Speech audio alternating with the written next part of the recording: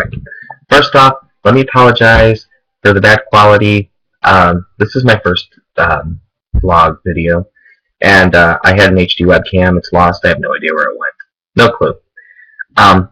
And also, I'm probably going to sound like I'm socially awkward, and I kind of am because I'm talking to a camera and no one's in front of me. And I have family out there, and they're probably going to hear me talking and wonder who I'm talking to. But anyway, this video is basically about my depression, my anxiety, and my panic attacks. The third one, panic attacks, was the worst, and I think it was the end result of the depression, first to last. So, I'll start with my depression, which is what came first.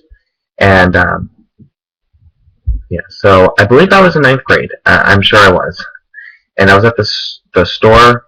I was actually at the mall with my mom. She was shopping at New York and Company. And I was in there and I was just watching her pick out her clothes and stuff. I mean, what am I going to do in a female store? And instantly, out of nowhere, I felt like I was in a dream. Things did not seem real to me. Not that my vision was bad or anything, but nothing looked real. Like, I kind of felt like there was a cloud around my brain. Metaphorically, that's what it seemed like. And I remember I told my mom, I said, Mom, we have to leave. She kept saying, why, what's wrong? And I told her how I felt, and we walked to the car, and she was telling me that she used to feel this way, and so did my grandma, her mom. My mom went through depression when she was around my age at the time. 15, I'm going to guess. 15? Yeah. So I remember we went home. I went to my room immediately when I got home and slept, and hoping that when I woke up, it would be gone. Everything would go back to normal.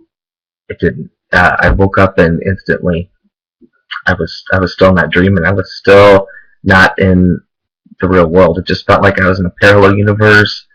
Very hard to explain. The scientific word for it is derealization, and I had some depersonalization as well, where you just feel like you're not connected to your body. It's weird, like you're a ghost in a sense, I guess you could say. So after that, I mean, I still had this feeling. I still felt like I was in a dream, but that's when my anxiety started to kick in. I was afraid to go out places, feeling that something worse was going to happen to me, and not just only feel like I'm going to be in a dream, but just because it happened at the mall, I did not want to go to the mall for quite some time because I thought something worse would happen. So I stayed away from the mall for quite some time. And eventually, I ended up going back to the mall, and I was fine, but I still had anxiety, and my derealization, depersonalization just kind of faded away, mainly in 10th grade, which was a year after it started, maybe a little over a year after. But in between when it started and when it ended, I kind of had like normal stages and felt like I was in the real world, and then some days I wouldn't. It's just really hard to explain, but that's what happened. So I went to school, and my anxiety just kept going up and up, and my grades started to go down and down. Then my 12th grade year, I was homeschooled. I dropped out of public school. My public school, I think the second or third month I started my senior year, and I started to do homeschooling. Brought my GPA up to a 3.2, which is pretty good. I still went to a career center. And my anxiety was there, but then I started developing dizziness. And I was constantly dizzy. Everywhere I walked, I was dizzy. I looked at a wall, it just looked like it was moving, like I was on a boat, kind of. And I went to the doctor for my depression at first, and he told me I'll grow out of it. I don't need any medications, whatever. And I did. I kind of did grow out of the derealization and depersonalization. My anxiety, however, it stayed and got worse. So after I graduated, I started college, and I was fine with college. My anxiety actually kind of went down at that point. and I got my first year done. And after my first year, I was at home. I was on break. I didn't have to go back for, I think, 2 months. And I remember I was in my bedroom, and I woke up, went into my garage. I was a smoker at the time, which could have triggered this. But I lit up the cigarette, was sitting there, and I'm like, well, my heart's beating a little fast. So I just try to relax, but as hard as I tried, I tried so hard to relax. I kept getting that feeling, that overwhelming feeling in your heart, where it kind of,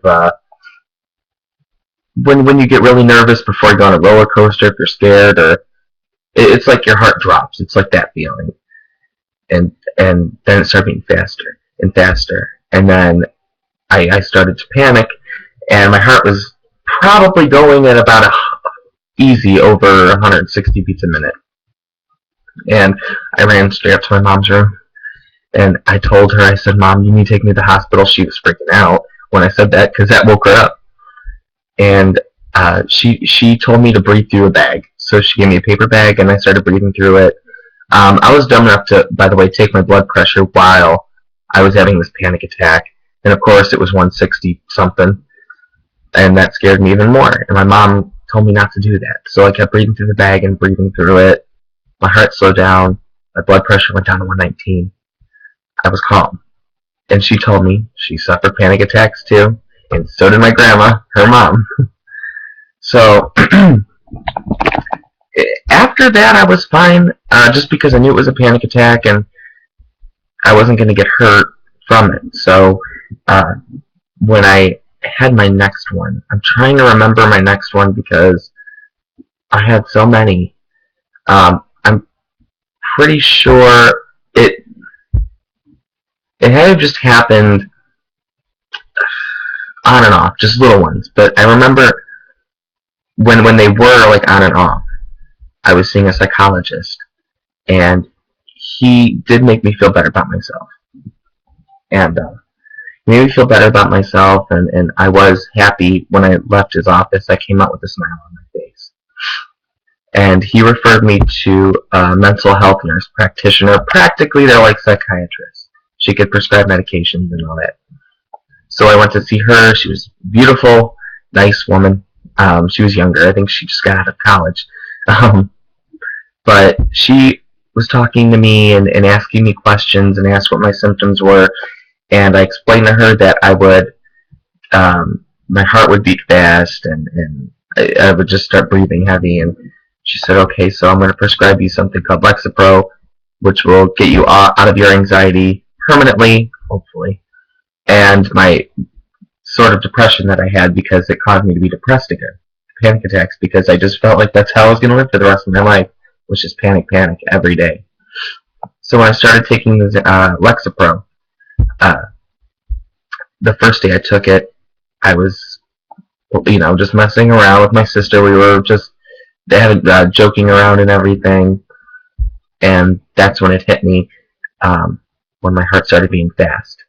And in my mind, the first thing I thought was, the drug, the Lexapro, was just counteracting with my body, and it's killing me. Of course, that's the first thing you would think when you have panic disorder. So my sister's friend comes over. My parents go out. I'm not sure where they went, but they were out for hours. I was upstairs in my room, trying to calm down a little bit. Went in the kitchen. My heart started beating fast again. And then I kept thinking, Frank, don't panic. And when I kept saying that to myself, I started panicking even more and more and more. That was the worst panic attack I've ever had, because it lasted from 10 p.m. until when I woke up in the morning. So pretty much I stayed up quite late that night just trying to calm down from this panic attack. My heart was just beating nonstop. When I got it to slow down, I started panicking again because I was afraid it was going to come back. And it did. It's just really scary. My body started feeling cold. I was shaking. I couldn't feel my hands. I couldn't feel my legs. I couldn't feel myself at all. And I just thought I was going to have a heart attack. I thought my heart was going to explode. That's the main thing I thought of, was my heart. I was afraid that it was going to stop.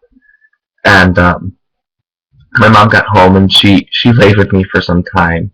Mind you, I was 19 at this time, and that was just over a year ago. It was awful. And when I went back to my nurse practitioner, I explained to her what happened. She told me that the Lexapro can actually increase anxiety. Um, I guess she said it can increase it for a short amount of time, a couple days to a couple weeks, and then it'll end up going down. But it's because it was still my body was still trying to adjust to the new drug. So in the meantime, she prescribed me Xanax at the time, and it did work. When I started feeling my anxiety coming back, I just took a Xanax and I was calm.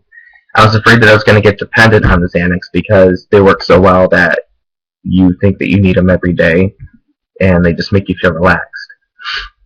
Luckily, that didn't happen to me. After a few months of taking the Lexapro, I started to wean down on the Xanax. It went from I had to take 2 of them daily to 1 daily to 1 every other day, and then it just started going down.